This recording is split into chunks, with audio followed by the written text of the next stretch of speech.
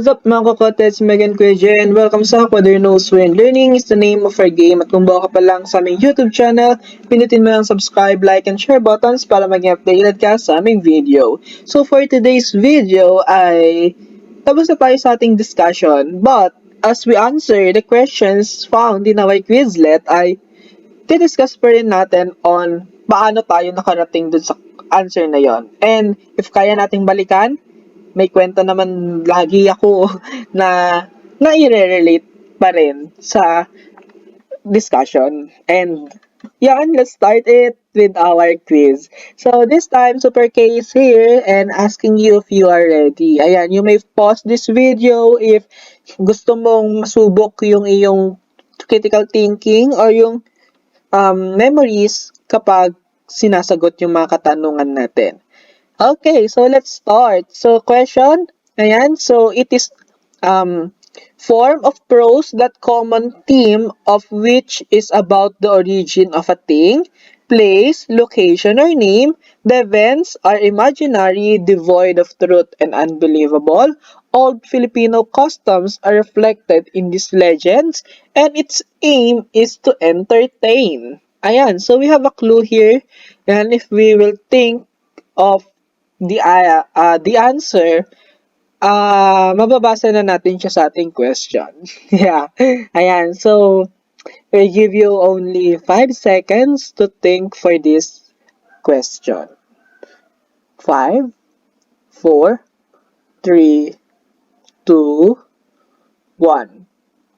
The answer is legends. So if you got the correct answer, so I would like to congratulate you since you passed our first question. Okay. Second question. It is made up of stories about life, adventure, love, horror, and humor where one can derive lessons about life. These are useful to us because they help us appreciate our environment, evaluate our personalities, and improve our perspectives in life. 5, 4, 3, 2, 1. The answer is folktales. Okay, tama. Next, they are long narrative poems in which a series of heroic achievements or events, usually of a hero, are dealt with a length. 5, 4, 3, 2, and 1. The answer is the epics, epico or epics age. So any of those will be considered correct because they talk about the heroic achievements like our famous epics from our different regions. Next, they're one of the oldest forms of Philippine literature that emerged in the pre-Spanish period. These songs mirrored the early forms of culture, and many of these have 12 syllables. 5, 4, 3, 2, and 1. So the answer is folk songs. Okay, yung mga folk songs natin. Next, these have been customarily used and serve as laws or rules on good behavior by our ancestors. To others, these are like allegories or parables that impart lessons for the young. What are these? 1, 5, 4, 3, 2, and 1. The answer is epigrams or salawikain. Next, these are made up of one or more measured lines with rhyme and may consist of 4 to 12 syllables. 5, 4, 3, 2, and 1. The answer is riddles or palaisipan. Pwede ring bugtong. Correct. Next, the question is used in witchcraft or enchantment. Ayan.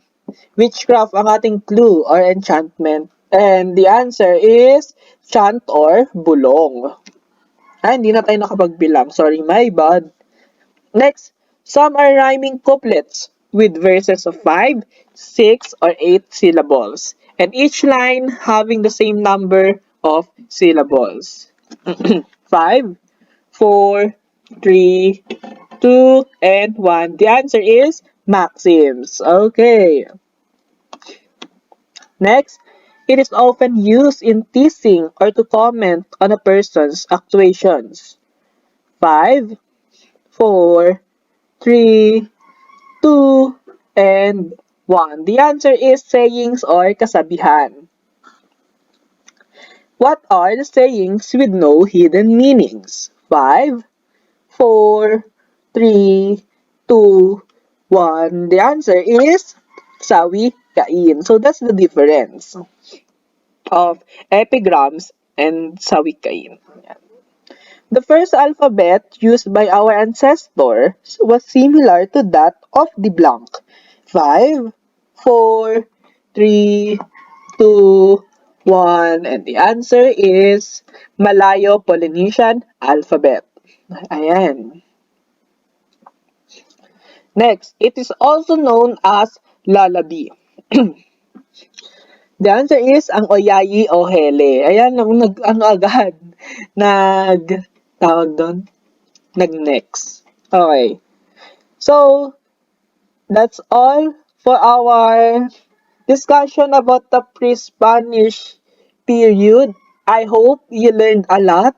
Ayan. Wow, ang bilis. Tapos na agad natin. Wait lang. Ilang, to? Ayan. So, if you will look on our playlist, ayan, nagsimula tayo sa mga way of writing. I remember, na-discuss natin yung baybayin, yung pagbanwa writing, the Malayo-Polynesian, the history of our Philippine literature. We also have famous Filipino writers. Nasimulan din natin yung Luzon divinities, nakilala natin isa-isa, their stories, their belief, their lessons in life na ma-apply natin sa 21st century. Tapos yung Visayan deities din, sina Kaptan at Magwayen, and their sub-god and goddesses.